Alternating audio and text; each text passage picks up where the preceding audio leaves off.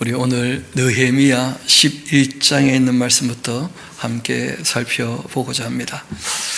오늘 이제 느헤미야 마지막 부분을 읽게 되면 우리 다음 시간에 말라기를 읽으면 구약은 마무리가 되겠죠. 그 역대기 상하서나 이 시가서 내용들은 우리가 강독해 할 때 그렇게 다룬 것으로 참고하시면 좋을 듯 하고 우리가 이제 신약으로 넘어가게 되겠습니다. 느헤미야가 이제 활동할 때 아시는 것처럼 그 1차 포로 기한이 536년이 있었거든요. 그리고 한 79년쯤 지나고 이제 2차 포로 기한이 있었습니다. 에스라 때. 1차 포로 기한 때 그들이 정말 새롭게 할 마음으로 돌아왔을 때 함께 하지 않았던 사람들이 많았죠. 특별히 이제 여자들, 아이들은 대부분 함께 따라오지 않았고 남자들만 왔었었는데 정말 바르게 해보고 싶은 마음이 있어서 시작을 했지만 어떻게 보면 한계를 경험하는 거죠. 또 홀로 독처하는 게 별로 좋지 않게 되니까 이방 여인들과 결혼하게 되어지고 이런저런 일들이 있으면서 그 79년 세월이 지난 거예요.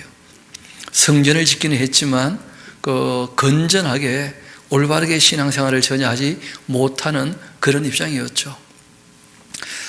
그리고 이제 458년쯤 되었을 때 그 에스라가 돌아오게 되지 않습니까? 그때 에스라가 그 형편을 보고 정말 결단하고 이방 여인들을 다 몰아내기로 그렇게 했던 것입니다.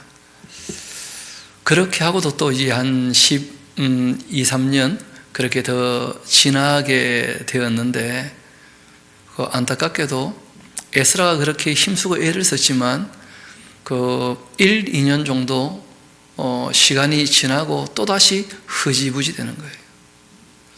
게다가 또 이 성벽이 허물어지고 10년 넘는 세월이 또 지나게 되고 그래서 에스라가 하나님을 보내서 느헤미야에게 도움을 청했고 느헤미야가 돌아와서 여러 가지 어려움이 있었지만 그러나 52일 만에 성벽을 다 중수하고 그리고 성경 강좌가 있었던 것을 먼저 기록하고 있지만 실상은 성벽이 다 중수되었을 때 예루살렘 성을 하나님께 바치는 봉헌식이라고 그러죠. 봉헌식 행사를 하고 또 초막절 집회도 하고 그렇게 했던 것을 우리가 오늘 살피고자 합니다. 그러면서 말씀을 다 또다시 읽어보고 마음을 새롭게 하고 정말 주님을 따르기로 다시 결단을 하고 그렇게 했던 일들을 우리가 지난 시간에도 살폈고 또 오늘 또 보게 될 것입니다. 우리 11장 1절부터 같이 보도록 하시겠습니다. 백성의 지도자들은 예루살렘에 거주하였고 그 남은 사람들은 제비를 뽑아 10분의 1은 거룩한 성 예루살렘에 거주하게 하고 나머지 10분의 9는 각기 이제 자기 성읍으로 돌아가도록 다른 성읍에 거주하게 그렇게 했습니다. 그러니까 이 당시로는 예루살렘에 성전이 있지만 사람들이 어우러져서 함께 살기에는 그리 좋은 환경은 아니었다는 것을 알 수가 있습니다. 서로 남으려고 했던 것이 아니고 서로 다 고향 마을로 돌아가고 싶어 하죠. 누구나 다. 그렇지만 그렇게 되면 이제 예루살렘을 지킬 사람이 아무도 없으니까 그렇게 하면 안 되겠다 해서 제비 뽑아서 10분의 1은 거기 남겨두도록 그렇게 했습니다. 또 예루살렘에 거주하기를 자원하는 사람도 있었어요. 자원하는 사람이 충분했다면 굳이 제비를 뽑을 필요가 없었겠죠. 그렇죠? 그래서 자원하는 모든 자 위하여 백성들이 또 복을 빌어주기도 합니다. 그렇게 이스라엘과 또 제장들, 레위 사람들, 느디님 사람들, 솔로몬의 신하들의 자손, 유다 여러 성읍에서 각각 자기 성읍, 자기 기업에 다 흩어져 그렇게 거주하였고 그리고 예루살렘에 거주했던 그 지방의 지도자들은 이러하다 하면서 자원했던 사람들과 제비 뽑아서 이제 거기 머물렀던 사람들 명단이 나오죠. 그리 많지는 않지만 그렇지만 그분들이 참 소중한 분들이어서 명단들 중에 지도자급은 이름이 다 기록으로 남아 있습니다. 베레스의 자손 아다야인데 그는 우시아의 아들이고 스가랴의 손자고 아마랴의 증손이고 스다냐의 그 현손이고 말랄렐의 오대손이고 또 마세야인데 그는 바룩의 아들이고 골로세의 손자고 하사야의 증손이고 아다야의 현손이고 요아립의 또 오대손이고 스가랴의 육대손이고 실로 사람의 칠대손이었다. 이렇게 예루살렘에 거주한 베레스 그 자손들은 모두 468명이었다. 또 베냐민 자손은 그 살루인데 그는 무슬람의 아들이고 요에세가 손자고 부다야의 증손이고 골라야의 그 현손이고 마사의 오대손이고 이디엘의 육대손이고 여사야의 칠대손이고 그 다음은 또 갑베바 실레 등인데 모두 928명이었다. 시그리의 아들 그 요엘이 그의 그 감독자가 되었고 하스누아의 그 아들 유다는 버금이 되어서 그 성읍을 다스렸다. 그리고 제사장 중에는 요아립의 아들 여다야, 또 야긴, 또 여호와의 그 전을 맡은 자 스레야인데 그는 힐기야의 아들이고 무슬람의 손자고 사독의 증손이고 무라요세의 현손이고 아이도의 오대손이고 또 전에 일하는 그들의 그 형제니 모두 822명이었다. 그래서 유다 지파 사람들 468명, 베냐민 지파 사람들 928명, 그리고 제사장 그 집안 242명 뭐 그렇게 되어 있다는 것이죠. 또 이 아마센데 그는 아사엘의 그 아들이고 아흐세의 그 손자고 무살레못의 증손이고 임멜의 현손이고 14절 또 그들의 형제의 큰 용사들인데 모두 128명이었다. 하그돌림의 아들 삽델이 그들의 감독이 되었다. 그리고 제사장 집안 바깥쪽에 이제 레위 사람들도 나오죠. 레위 사람 중에서 스마야인데 그는 핫숲의 이 아들이고 아스리감의 손자고 하사비아의 그 증손이고 분리의 현손이고 또 레위 사람의 그 족장 삽부대와 요사밭인데 그들은 하나님의 전 바가디를 맡았고 또 아삽의 증손 삽디의 손자 미가의 아들 마따냐인데 그는 기도할 때에 감사하는 말씀을 인도하는 자가 되었다. 기도할 때에 감사하는 말씀을 인도했다. 그런 말씀 참 중요한 얘기죠. 그렇죠? 그래서 하나님께 기도할 때는 감사로 아랜다, 기쁨으로 아랜다, 이런 것이 이때도 당연히 여겨지던 말씀이었습니다. 또 형제 중에 바쁘기아가 버금이 되었고 또 유둔의 증손 갈랄의 그 손자 사모의 아들 압단데 거룩한 성의 레위 사람은 모두 284명이었다. 그렇게 이제 유다, 베냐민, 레위 사람들 이 사람들 중심으로 돌아올 수밖에 없죠. 남유다가 바로 이 사람들이 중심이 되어 있었기 때문에 바벨론 잡혀갔다가 돌아온 것이죠.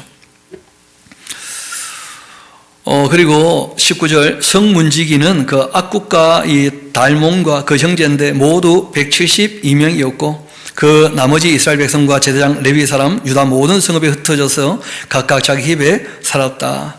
느림 사람은 오벨에 거주했고 시아와 또 기스바가 그들의 그 책임자가 되었다.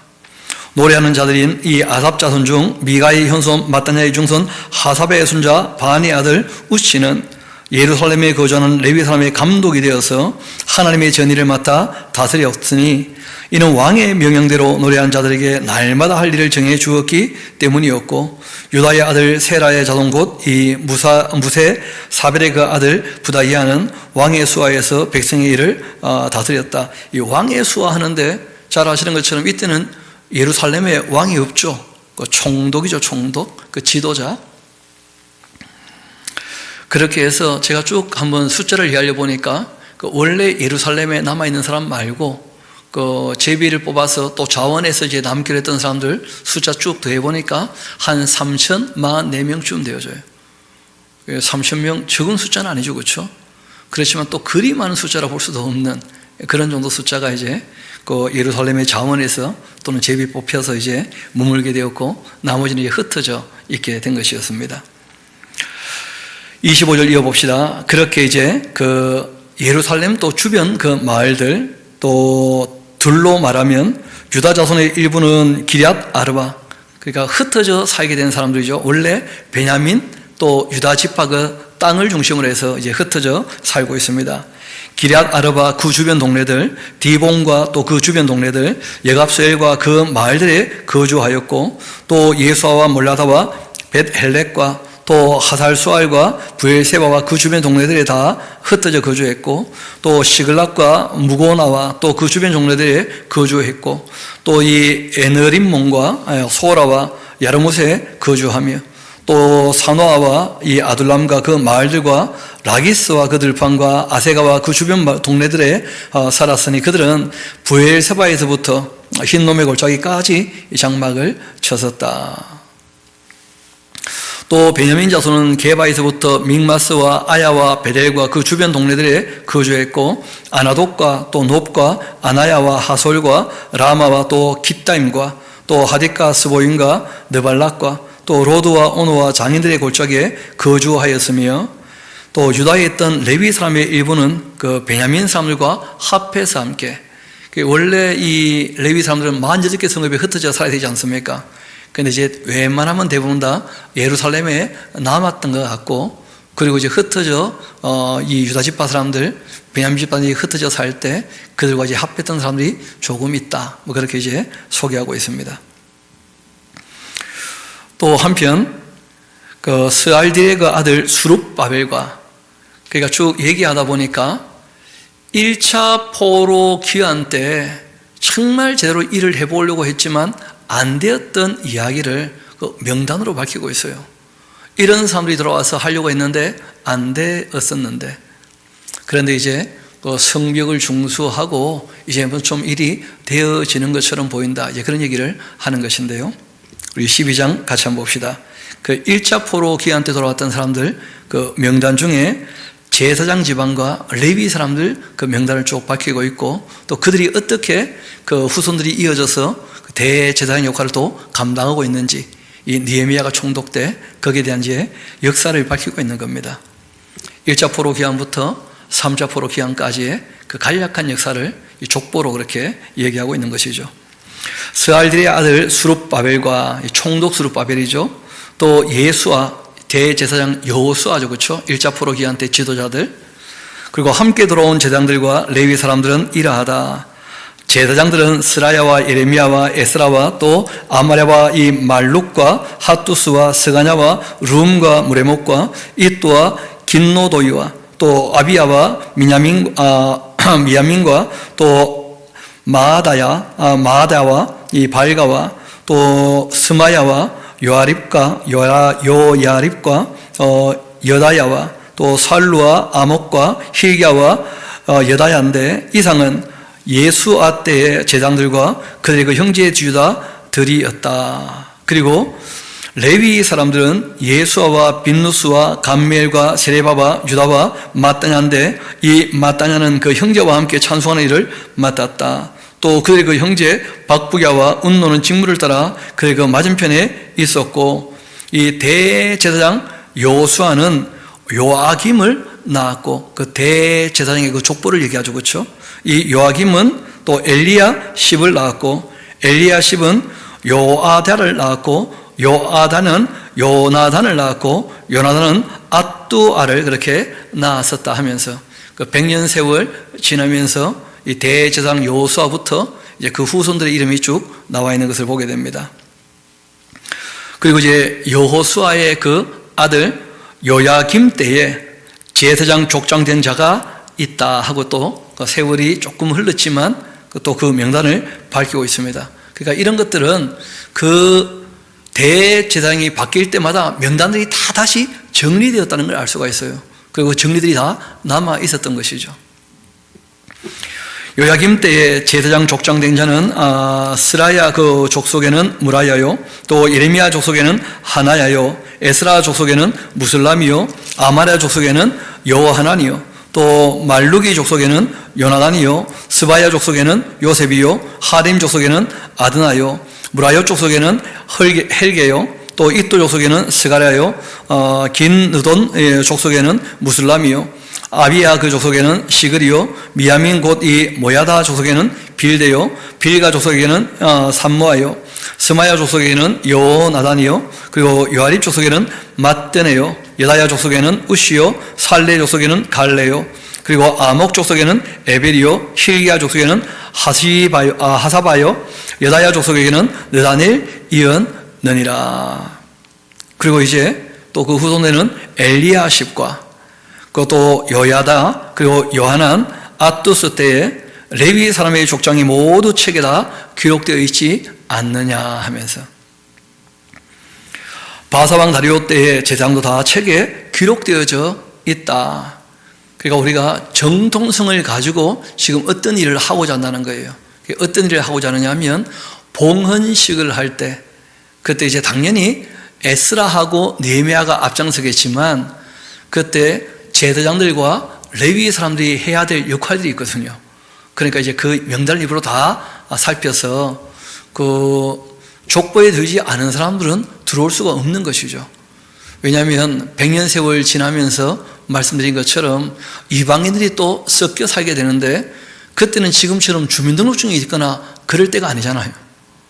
그러니까 큰 행사를 앞두고 하나님 앞에서 이제 이방인들이 함께 할 수는 없는 일이었으니까, 그래서 이 명단들을 다 살펴가지고 중요한 그 봉헌식을 앞두고 이제 챙겨보는 겁니다. 누가 이 집회를, 그렇게 봉헌식을, 또 하나님 앞에 제사를 함께 할 수 있겠는가 하는 것을 다 살핀 것이죠. 그렇게 책에 다 기록되어 있다. 23절, 레위 자손의 족장들은 엘리야십의 아들 요하난 때까지 역대시락에 또 다 기록되어 있지 않느냐. 레위 족속의 주자들은 하사바와 세레바와 또 감멜의 아들 예수아인데, 그들은 그들의 그 형제의 맞은편에 있어 하나님의 사람 다윗의 명령대로 순서를 따라 주를 찬양하고 감사했다. 다윗의 명령이 뭐였냐면, 그 레위 사람들을 24개 반차로 나누었었죠. 그렇죠? 그리고 이제 그 15일씩 그렇게 하나님 두 주씩 14일씩이구나. 그 두 주씩 그렇게 이제 성전을 섬기기 그렇게 했었는데, 그 이번에도 그렇게 다 반열을 나누었다는 것이죠. 그렇게 해서 그 성전도 잘 관리하고 또 감사하고 찬양케 그렇게 했다는 것입니다. 25절 이어봅시다. 마따냐와 박부야와 또 오바다와 무슬람과 달몬과 악굽은 다 문지기로서 순서대로 문안의 그 곡간을 파수하였나니, 이상의 그 모든 사람들은 요사닥의 손자 예수아의 그 아들 요아김과 또 총독 느헤미야와 제사장 겸 학사 에스라 때에 다 있었던 사람들이다. 그래서 이제 이 사람들을 중심으로 봉헌식을 이제 하게 되었다는 것입니다. 그래서 27절부터는 참 중요한 그 사건이 되는데, 그 다윗과 솔로몬 때 그 다윗은 성전을 짓고 싶어 했고, 그리고 이제 성전을 지으면 어떻게 하면 좋을지를 다 얘기를 했고, 그 솔로몬 때 그 성전을 짓고 하나님께 감사한 적이 있었는데, 성벽을 봉헌하고서는 그 하나님께 봉헌식을 특별히 했던 그런 기사가 나오지 않거든요. 그런데 이제 이번에는 그 성벽에 대한 봉헌식을 하게 되어져요. 그래서 그 앞을 잠깐 봅시다. 그 어떻게 했느냐 하면, 그 예루살렘 성 안에 예루살렘 그 성전이 중심되어 있지 않습니까? 그 성전에 일단 사람들이 다 모였어요.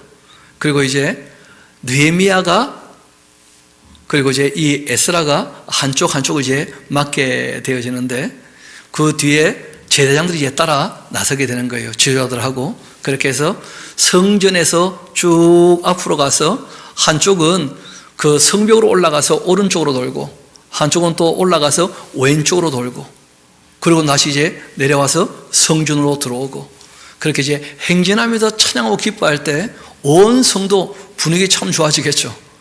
그렇게 이제 하나님을 찬양하며 기뻐하면서 즐거워하고 또 음식을 나누고 그렇게 했던 그 봉헌식 행사에 대해서 그렇게 소개하고 있습니다. 한번 보도록 합시다. 저희들도 뭐 그렇게까지 안 되면 여기서 나가서 한 바퀴 돌아서 이렇게 또 돌아오고 춤추고 즐거워하면서 그렇게 할 수도 있을 터인데, 그 우리나라 사람들은 또 특별히 경상도 사람들은 또 체면치리 한다고 즐겁고 뛰는 거 잘 안 되었어요. 어떻게 될지는 모르겠습니다만은 일단 한번 봅시다. 27절입니다. 예루살렘 성벽을 봉헌하게 되었는데 각처에서 레위 사람들 다 찾아가지고 예루살렘으로 다시 다 데려왔습니다.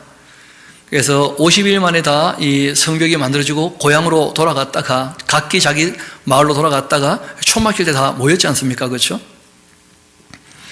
감사하며 노래하며 재금치며 비파 수금 타고 즐거이 봉헌식을 행하려 그렇게 하매 이에 노래하는 자들이 예루살렘 사방들과 느도바 사람들의 마을에 다 모여들었고 그리고 이제 백길갈과 게바와 아드마이들에서 다 모여들었고 이 노래하는 자들은 자기들을 위해서 예루살렘 사방 그 마을들을 다 이루고 있었다는 거예요. 제사장들과 레위 사람들이 몸을 정결하게 하고 또 이 백성과 성문과 성벽도 다 정결하게 그렇게 했습니다. 이에 그 내가 느헤미야죠, 그렇죠? 유다 방백들을 성벽 위로 오르게 하고 또 감사 찬송하는 자의 큰 무리를 둘로 나누어서 성벽 위로 그 대오를 지어서 가게 그렇게 하였는데 한 무리는 오른쪽으로 해서 이 분문을 향하여 가게 했다. 그래 또 뒤를 따르는 자는 호세아와 유다 지도자 절반이었고 또 아사랴와 에스라와 무슬람과 유다와 베냐민과 스마야와 예레미야이고 또 제사장의 그 자손 몇 사람이 나팔을 잡았는데 요나단의 아들 스마야의 그 손자 마따냐의 중손 미가야의 형손 삭불의 오대손 아삽의 육대손 스가랴와 또 그 형제들인 스마야와 또 아사렐과 또 밀랄레와 이 갈랄레와 또 이 마위와 느다넬과 유다와 하나니었다. 다 하나님의 사람 다윗이 만들었던 그 앞길을 잡았고 이 학사 에스라가 그들 앞서가지고 이제 오른쪽에 그 대오는 누가 이끌고 가는 거냐면 에스라가 이끌고 가서 그 성벽 분문까지 이렇게 돌아가는 것이죠. 또 한편 그렇게 학사 에스라가 앞서서 샘문으로 전진하고 성벽으로 올라가는 곳에 이르러 다윗성의 층계로 올라가 다윗궁 윗길에서 동쪽을 향해 수문에 이르게 되었고 감사 찬송하는 또 다른 무리는 왼쪽으로 이제 행진하는데 이 사람들은 내가 누굽니까? 느헤미야가 그렇게 이제 백성의 절반과 또 더불어 그 뒤를 따라 성벽 위로 가서 화등망대 윗길로 성벽 넓은 곳에 이르게 되었고 에브라임 문 위로 옛문과 음문과 하나님의 그 망대와 함메야 그 망대를 지나 양문에 이르러 감옥문에 멈춤에 예 감사 찬송하는 두 무리가 하나님의 전에 서게 되었고 또 나와 이 빈장의 절반도 함께 하게 되었다. 그래서 성벽을 중심으로 이렇게 중수했으니까 한 바퀴 돌아서 다시 성전 앞에 와서 하나님께 감사하고 찬양하고 그 앞에 이제 제사장과 레위 사람들 또 지도자들이 앞서가면 모든 백성이 뒤따라오면서 이제 함께 즐거워했다는 것입니다. 그리고 이제 이 모든 일에 대해서는 또 거기에 특화된 사람이 있어요. 그래서 그 특화된 사람이 누구냐? 그 예술 총감독이 또 있겠죠, 그렇죠? 어떻게 하면 하나님께서 위에서 내다보실 때 아름다울 것인가 그런 걸 또 다 계획하고 감독한 사람이 또 따로 있습니다. 그래서 느헤미야는 그런 사람을 이제 뽑아서 세우는 것이죠.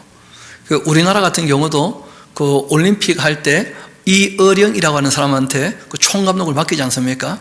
그래서 그 큰 행사를 할 수 있도록 그렇게 이제 하면 그 전체를 이제 조율하는 것처럼 이어봅시다. 42절이죠. 41절부터 봅시다.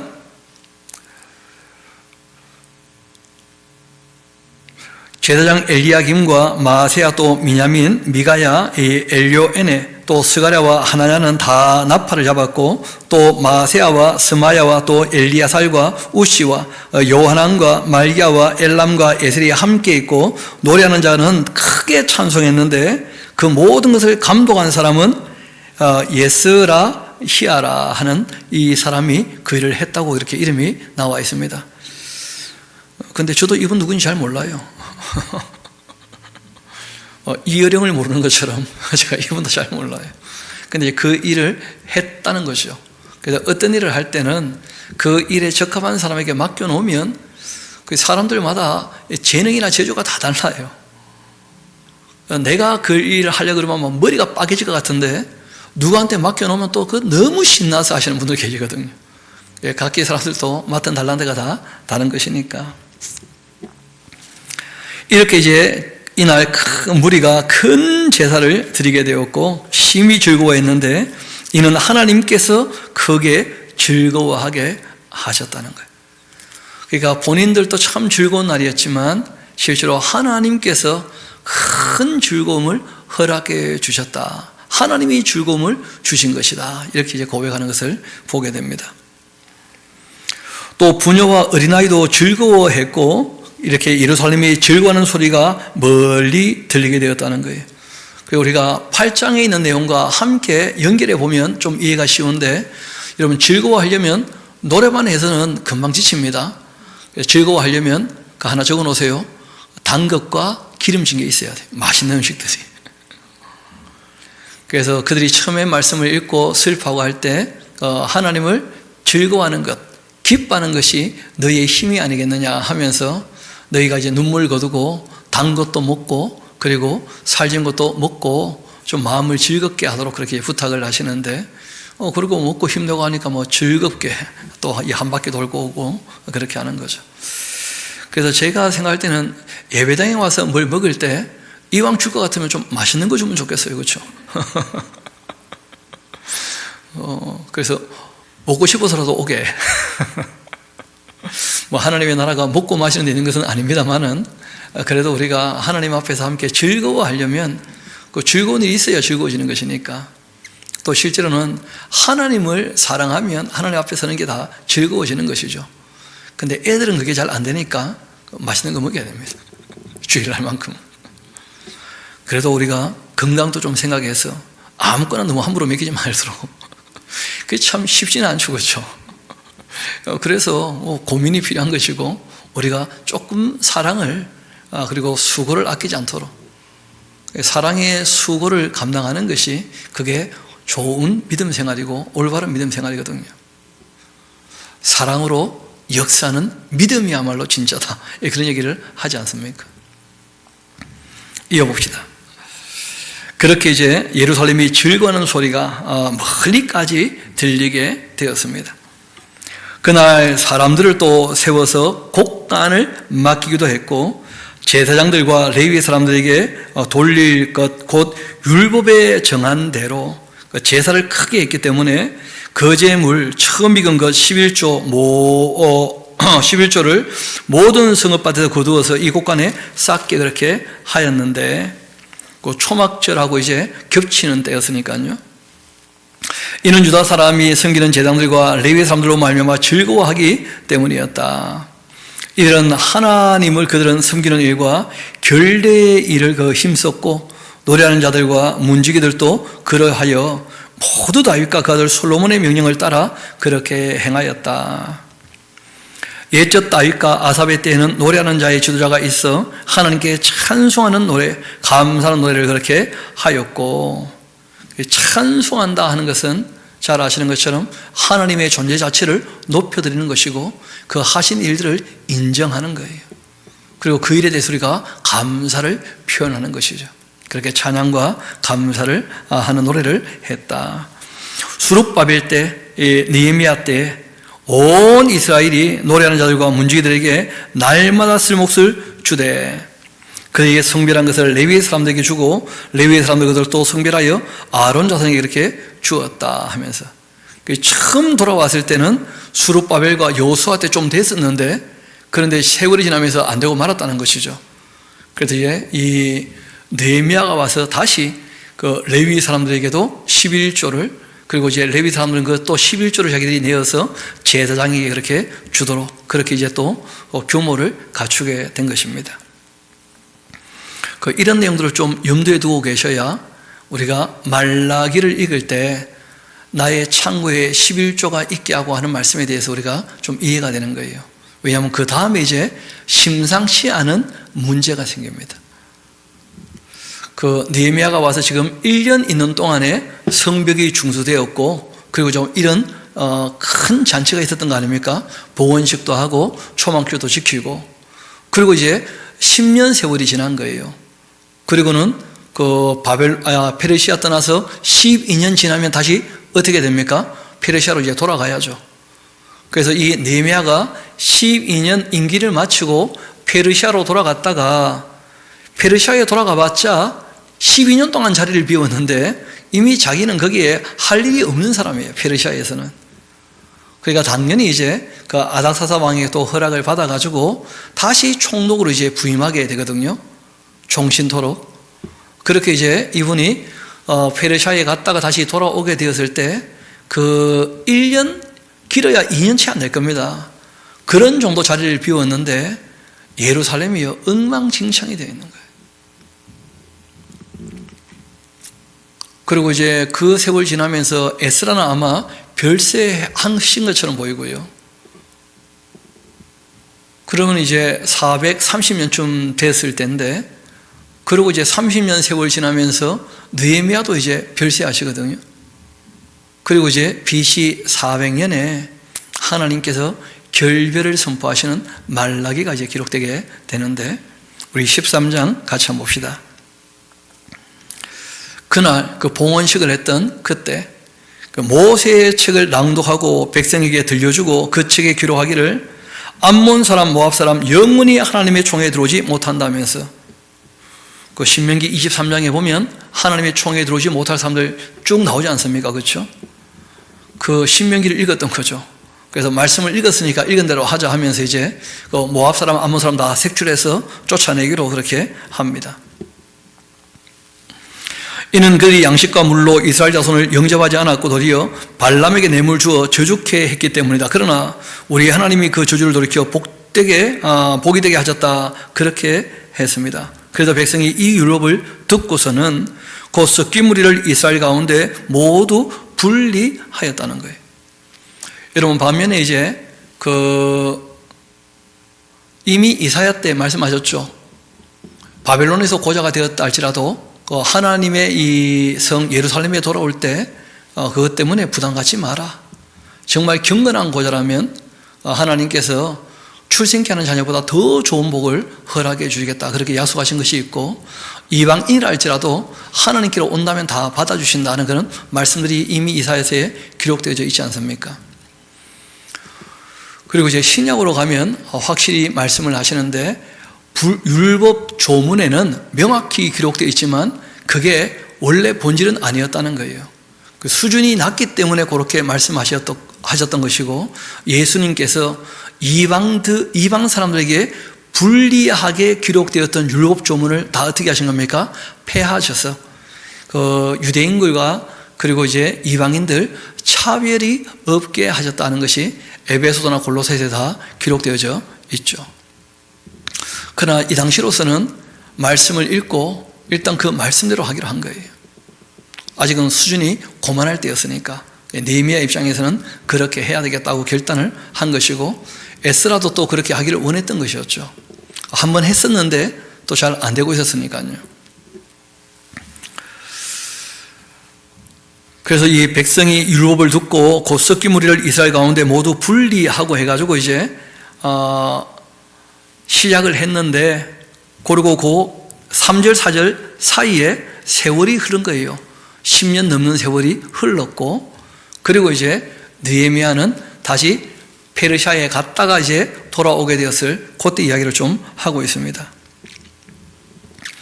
이전에 우리 하나님의 전해방을 맡았던 제사장 그 엘리아십이 도비야, 이 도비야는 아람 사람이거든요. 아람 사람. 암몬 사람이거든요. 암몬 사람 도비야, 아라비아 사람 게셈, 그리고 이제 산발랏, 이런 사람들이 성벽을 지을 때 굉장히 방해했던 사람들 아닙니까? 근데 이 암몬 사람 그 도비야가 엘리야십 대제사장하고 늘 친하게 지냈다는 거예요. 그렇게 연락이 있었고, 그리고는 이 대제사장이 자기가 정권이 있다고 여겼는지 어떻게 했느냐면 도비야를 위해 한 큰 방을 만들어줬다는 거예요. 그런데 문제는 그 방은 원래 소재물, 또 요항, 그릇, 그리고 또 레위 사람들, 노래하는 자들, 문지기들에게 줘야 되는 11조를 저장하는 창고였어요. 그렇게 11조를 주는 거, 곡물과 새 포도주와 기름과 또 제장들에게 주는 그 예물을 거기 두는 곳이었는데 거기다가 큰 방을 만들었답니다. 왜 그럴 수 있었느냐? 11조를 안 했다는 거예요. 그리고 방이 비니까 이제 그 방에다가 도비아를 위해서 사무실 하나 차려준 거죠. 암몬 사람인데. 그러니까 10년 세월 지나면서 느헤미야가 두 눈 뜨고 있을 때는 그러지 않았는데 느헤미야가 떠나자 바로 문제가 터져버리는 거예요. 비는 기간이 1년, 2년치 안 됐을 텐데. 이어봅시다.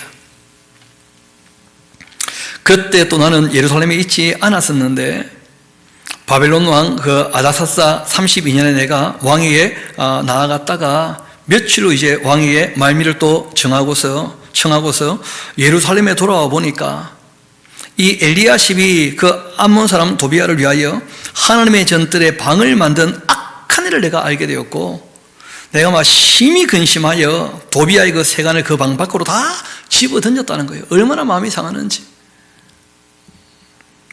명령하고 그 방을 정결하게 하고 하나님의 전의 그릇과 수저물과 유황을 다시 그리로 들여 놓았다. 느헤미야가 있을 때는 뭐 좀 되는 것처럼 보이는 것인데 그런데 느헤미야가 잠시 자리를 비워도 이렇게 되고 마는데 느헤미야가 죽고 난 다음에 어떻게 될 것인가 한번 좀 생각해 봐야 되는 것이죠.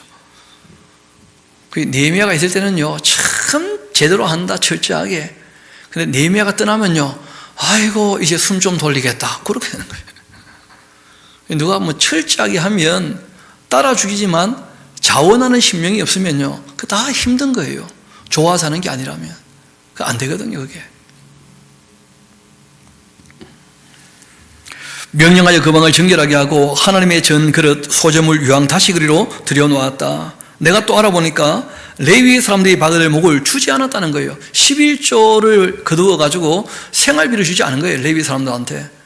그러니까 그 직무를 행하는 레위 사람들, 노래하는 자들 먹고 살 길이 없으니까 각각 자기 밭으로 도망해 버렸다는 거예요. 그러니까 온전한 11조 하는 것이 뭐냐면 11조를 하는 이유가 있잖아요. 레위 사람들의 생활을 보장해 줘야 그들이 이제 입법, 사법, 행정에 대한 서비스와 함께 교육과 의료에 대한 서비스를 할 거 아니에요. 그 중에 가장 중심되는 것은 교육이거든요. 교육이 안 되면 아무것도 안 되는 거죠. 그런데 레위 사람들도 뭐 헌신하는 자세만 가지고 안 돼요. 먹고 살 길이 없는데. 그래서 다 각기 그냥 자기 밭으로 다 도망했다는 거예요. 느헤미야가 보니까 너무 안타까운 거죠. 내가 모든 민장들, 그 지도자들 다 꾸짖어 이르기를 백성의 지도자들을 하나님의 그 전이 어찌 이렇게 버림받고 말았냐. 그렇게 하고는 곧 레위 사람들을 불러 모아 다시 제자리에 다 세워두었는데 이에 온 유다가 곡식과 새 포도주와 기름의 그 11조를 가져다가 곡간에 다시 드리게 하고 또 내가 제사장 이 셀레바와 서기관 사독과 레위 사람 부다야를 창고주의로 삼아가지고 마따냐의 손자 삭굴의 아들 하난을 부금으로 삼았고 이는 그들이 충직한 자로 인정되었기 때문에 그렇게 세웠던 것이고 그 직분은 형제들에게 분배하는 일을 그렇게 한 것이었다 하면서 그리고 이제 이 느헤미야가 하나님께 이런 기도합니다. 네, 하나님이여 이 일로 말미암아 나를 기억해 주옵시고 그리고 내 하나님의 그 전과 그 모든 직무를 위하여 내가 행한 선한 일 도말하지 말아 주시기를. 여러분 이거는 느헤미야의 소원일 뿐 아니라 하나님의 소원이기도 하죠. 계속 11조가 좀 제대로 드려져서 그 레위 사람들이 자기 역할을 감당하고 이스라엘 백성이 제사장 나라의 역할을 감당하기를 원하셨던 것이거든요. 여러분 느헤미야가 소망하는 것이고 하나님의 뜻이기도 하지만 안 되고 말았습니다. 그 느헤미야의 모든 수고가 다 허위로 돌아가고 말았다는 거예요. 살아있을 때 잠깐 되는 것처럼 보였지만 안타깝게도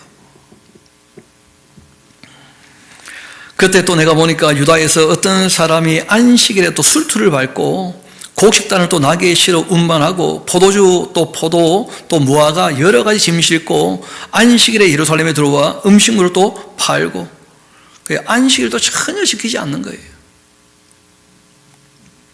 그날 내가 경계하였다. 하나님을 사랑할 것이냐 아니면 욕심을 따라 살 것이냐 명확히 좀 해라 하면서 그렇게 경계했고, 또 두로 사람이 예루살렘에 살면서 그 이방인들 다 쫓아내는 줄 알았는데 두로 사람들 와가지고 또 예루살렘에 살면서 물고기 가격 물건을 가져다가 안식일에 또 예루살렘에서 유다 자손에게 팔고 있었다는 거예요. 내가 유다의 모든 귀인들을 꾸짖고 그들에게 말합니다. 너희가 어찌 이 악을 행하여 안식일을 범하냐? 너희 조상들이 이같이 행하지 아니하였더냐? 그래서 우리 하나님께서 이 모든 재앙, 바벨론에 우리나라가 무너졌던 이유가 거기 있었던 거 아니냐 말이에요. 우리와 우리 성읍에 내리친 것 아니더냐? 그럼에도 불구하고 너희가 안식일에 지금 범해 진노가 이스라엘에게 더욱 심하게 임하도록 하고 있구나. 그렇게 하고는 안식일 전 예루살렘 성문이 어두워갈 때 내가 성문 닫고 안식일이 지나기 전 열지 말라 하고 나를 따르는 그 종자 며칠 또 성문마다 세워서 군사들이었죠, 그렇죠? 안식일에 아무 짐도 들어오지 못하게 그렇게 했다는 거예요. 그러니까 권력이 있으니까 무력으로 이제 질서를 잡아가는데 문제는 그렇게 잡아놓은 질서는 오래가지 못한다는 거예요. 자원하는 심령을 하는 것이 아니기 때문에.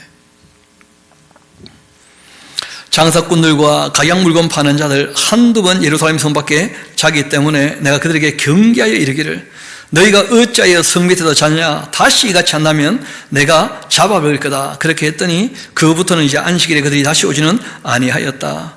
내가 또 레위 사람들에게 몸을 정결하게 하고 와서는 성문을 지켜 안식일을 거룩하게 하라. 그렇게 하였다. 내 하나님이여 나를 위하여 이 일도 기억하옵시고 또 주님의 크신 은혜로 나를 아껴 주옵소서.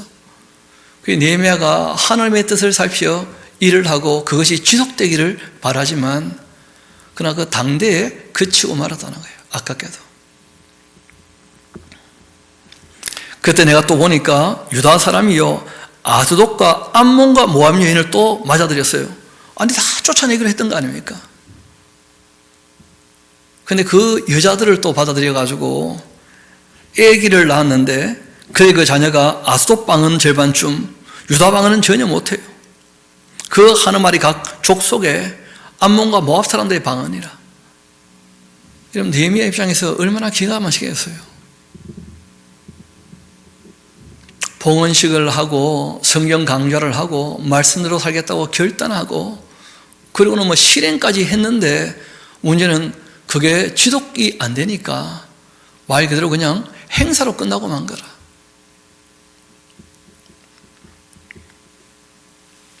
내가 막 그들을 책망하고 심지어 저주하고 그들 중 몇 사람을 때리기도 하고 그들의 그 머리털을 막 뽑기도 하고 느헤미야도 한 성깔 하시는 분이거든요. 보통이 아니죠, 그렇죠? 얼마나 속이 상하는지.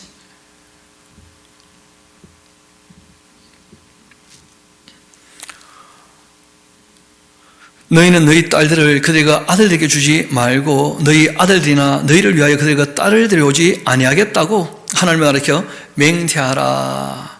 그렇게 하고는 또 이르기를 옛적에 이스라엘 왕 솔로몬이 이 일 이방 여인과 함께 1000명이나 이방 여인을 받아들였으니까 그래서 우상 숭배에 참여하게 되었던 것 알지 못하냐는 거예요.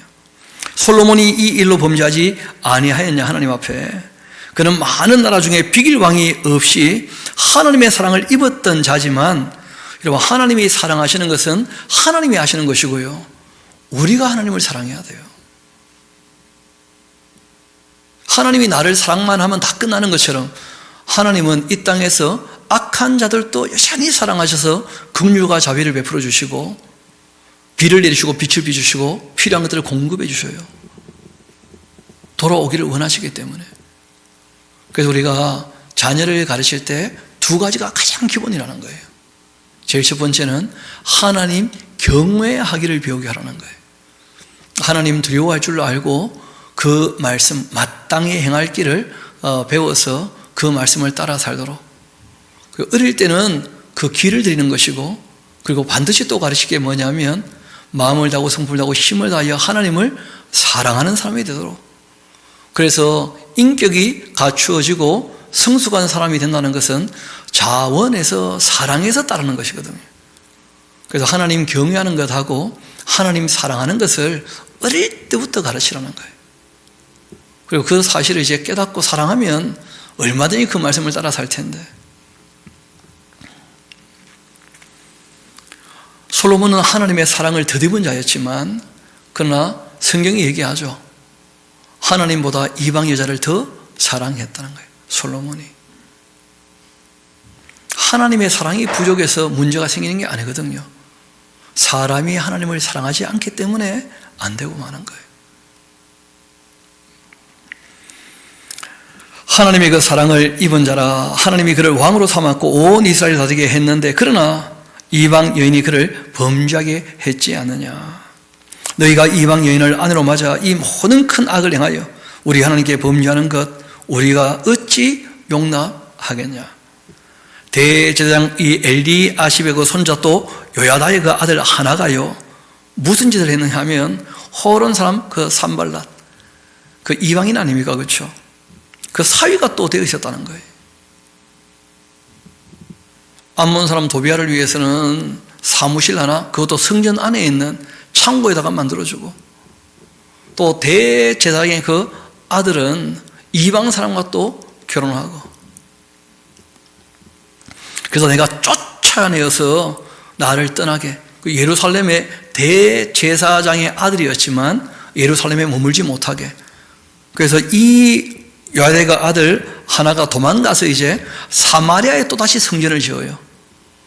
그래서 그 예수님 당시에 사마리아 여인이 얘기하지 않습니까? 여기도 성전이 있고 예루살렘에도 성전이 있다는 거라. 그러니까 우리 조상들은 여기서 예배한다 얘기하는데 유다인들은 예루살렘에서 예배한다고 하니 어디서 하나님을 섬겨야 되는가 물어보니까 예수님께서 이 산도 아니고 저 산도 아니라는 거예요. 사마리아 산도 아니고 예루살렘 산도 아니고 하나님은 영이시니까 무소부지하시니까 예배는 장소의 문제가 아니고 너희 삶의 자세의 문제다. 하나님은 영이시니 예배하는 자가 어떻게 해요? 영과 그리고 진리를 따라 예배할지니라 하고 말씀하신 거예요.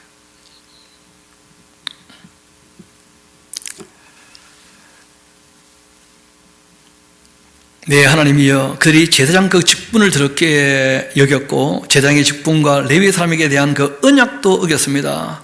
그들을 기억하옵소서. 내가 이와 같이 그들에게 이방 사람을 떠나게 했고 그들을 깨끗하게 하고 또 제사장과 레위 사람의 반열을 세워 각각 자기 일을 맡게 그렇게 했고 또 정한 기한에 나무와 처음 익은 것 드리게 하였습니다. 네, 하나님 나를 기억하사 복을 주옵소서 하고 이제 이렇게 했을 때가 BC 430년이거든요. 그리고 이제 30년 세월이 지나면서 느헤미야는 별세했고 느헤미야가 별세하면 1, 2년 내로 엉망진창이 되고 맙니다. 그리고 뭐 조금 더 세월이 지나니까 하나님께서 더 이상 들었을 만한 인물도 없고 그만하자 하시는 거예요. 그래서 BC 400년에 말라크라고 하는 하나님의 사자죠, 그렇죠? 그 예언자를 불러가지고 이스라엘 백성과 결별하기로 말씀하시는 내용이 말라기예요, 말라기. 그래서 우리가 다음 시간에 말라기를 보게 될 텐데 이 느헤미야서 그 11장부터 13장까지 우리가 그 역사를 배경으로 잘 알고 있어야 말라기 내용도 이해가 좀 쉬울 겁니다. 우리 이 시간 말씀을 쭉 살펴 읽었는데 여러분 그 결단하고 실천으로 옮긴 것은 잘한 겁니다. 그래서 우리가 그런 것은 본받도록 합시다. 그러나 이것이 지속되지 못한 것은 잘못한 거예요. 우리가 그것은 본받지 말고 저와 여러분은 끝까지 우리가 견디며 끝까지 이기며 정말 주님께 인내하게 하여 주옵소서 하면서 끝까지 우리에게 주어진 하나님께서 부탁하신 사명을 감당해 나갈 수 있게 되기를 소망합니다.